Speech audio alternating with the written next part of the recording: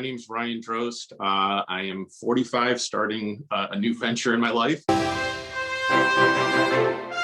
A customer service center for Vitamix, and them for 7 years now. Great company.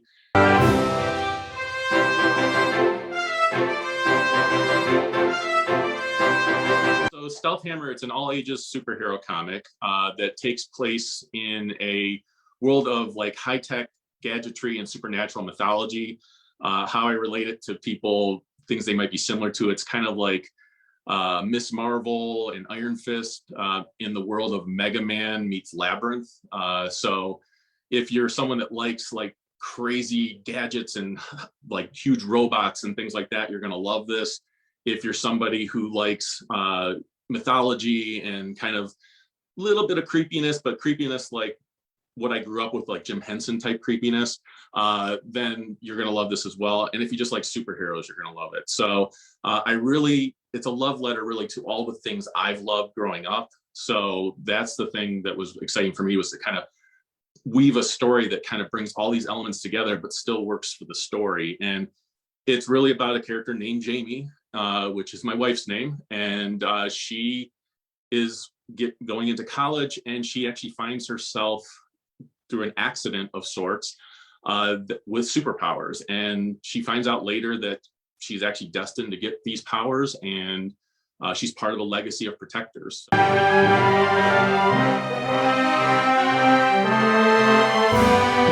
My wife, actually, like I said, I've been a lifelong comic book fan, but and like I said, getting to know people in the industry and everything else, it sparked my curiosity. But she was actually the one that had the nickname of Stealth Hammer. She got it from some places she worked at over time, and we always joked that it would make a great superhero name. And so we started talking about powers and everything else that the character would have.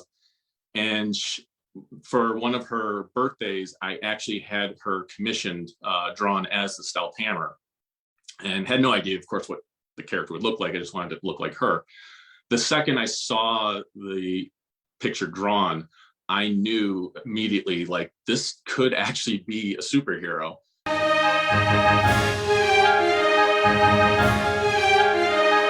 My biggest thing is, again, I mentioned it's kind of the tagline with the comic itself, is just don't give up. Like, never give up on it. Like, my next step with this is to find a publisher. And I know that there's going to be a lot of no's, but as the saying goes, it only takes one yes. So nothing made me happier. I have it right here. Nothing made me happier than the day this showed up on my doorstep, and I got to actually hold it and touch it, and it became real. Like, that meant more to me than anything that came before, and probably anything that'll come afterwards. So, if you have that type of passion, if you're just like, I just want to see this become a reality, and that's where I was, like, just don't give up on it. Like, you're going to have a lot of people telling you, it can't be done. Again, I'm 45 years old, you're late in life trying to start these things and stuff like that.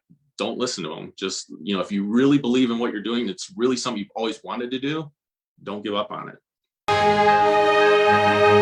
So for anyone locally that's interested in picking up the issue, it will be available at Carol and John's Comic Shop, which is in Camps Corner. I've known John for several years there. He's a great guy, loves supporting local talent, loves supporting local businesses. I could not ask for a better place to be having my comic featured. So yeah, definitely go and check it out, and check out the shop itself. What's next for Hammer is I do want to find a publisher.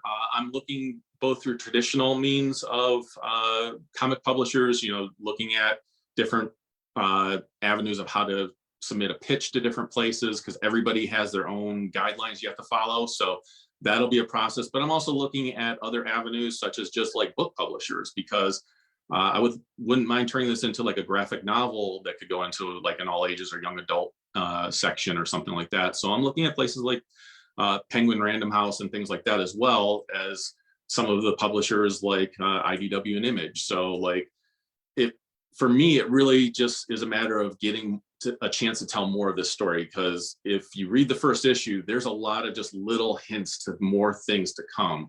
And that's done very intentionally. There is nothing in this first issue that wasn't done with absolute 100% intention of expanding on it later.